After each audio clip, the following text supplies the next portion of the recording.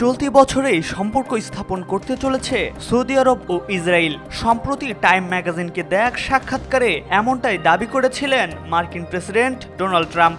তবে এবার ট্রাম্পের সেই দাবি সরাসরি নাকচ করল ইসরায়েল। সৌদির সাথে সম্পর্ক স্থাপনের সম্ভাবনাকে ভিত্তিহীন বলে দাবি করেছেন ইসরায়েলের কট্টর ডানপন্থী অর্থমন্ত্রী বেজালেল স্মোট্রিচ।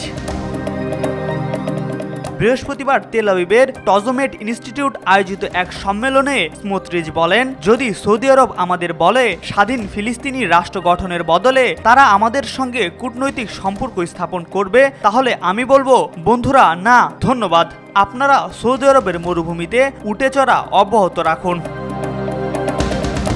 এমন মন্তব্যের পরই শুরু হয় সমালোচনা।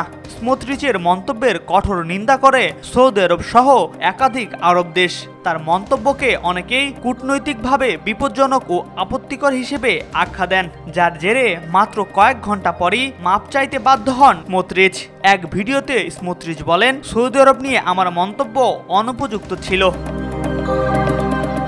স্মোট্রিচ ইসরায়েলের কট্টর ডানপন্থী ধর্মীয় জায়নিস্ট পার্টির নেতা এবং দীর্ঘদিন ধরে ফিলিস্তিন রাষ্ট্র প্রতিষ্ঠার কঠোর বিরোধী। তিনি মনে করেন পশ্চিম তীর ইসরায়েলের ঐতিহাসিক ও ধর্মীয় অধিকারভুক্ত ভূমি এবং এটি সংযুক্ত করা জাতীয় কর্তব্য।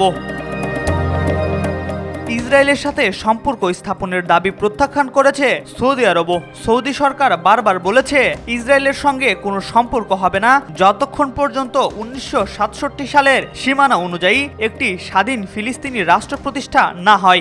গত ফেব্রুয়ারিতেও ট্রাম্প দাবি করেছিলেন সৌদি ও ইসরায়েল একই বছরে সম্পর্ক স্থাপন করবে, কিন্তু রিয়াদ তৎক্ষণাৎ জানিয়ে দেন এমন কিছুই হচ্ছে না।